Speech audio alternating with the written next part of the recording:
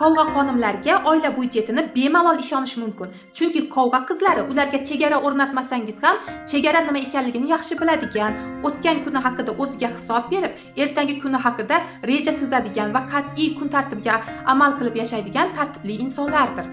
Qovg'a burjini hech ikkilamasdan g'oyalar qirollari deb atash mumkin. Chunki ularning maslahatlari bilan insonlar biznes boshlashi, boyib ketishi, baxtiyor bo'lishi va farovon hayot kechirishi mumkin.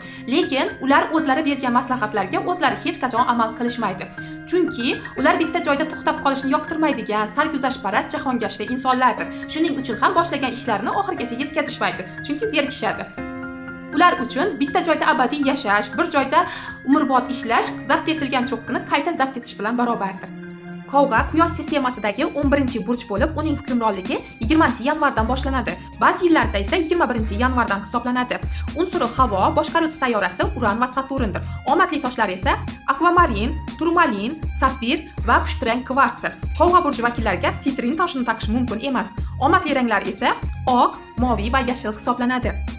Agarda sizga maslahat berayotgan inson qovg'a burji vakili bo'lsa, unga quloq solishga harakat qiling. Chunki qovg'alar insonning o'zidagi yoki ishidagi real imkoniyatlarni to'g'ri baholashda va unga tashxis qo'yishda hech qachon adashmaydilar va to'g'ri skaner qila oladilar. Shuning uchun ham qovg'alardan eng yaxshi logistlar, eng yaxshi hisobchilar, eng yaxshi arxitektorlar va eng yaxshi vrachlar va shu bilan birga psixolog va biznes motivatorlar yetishib chiqadi. Erkak qovg'alar ichida siz hech qachon alfonslarni uchratmaysiz. Chunki qovg'a yigitlari ayolidan nafaqat iqtisodiy tomonlama, balki mansab va hech qaysi sohada ham past bo'lishni yoqtirishmaydi.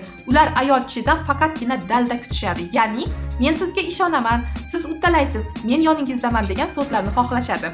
Minus tomonlar esa bitta ishni boshlashda doim chala tashlab ketishadi. Chunki oxirigacha yetkazishga ularga hafsala yetishmaydi, ya'ni zerikib qolishadi. Har doimgidek to'liq ma'lumotni video ostida qoldiraman va ushbu videoni tug'ma motivatorlar qovg'alarga jo'natib qo'yamiz.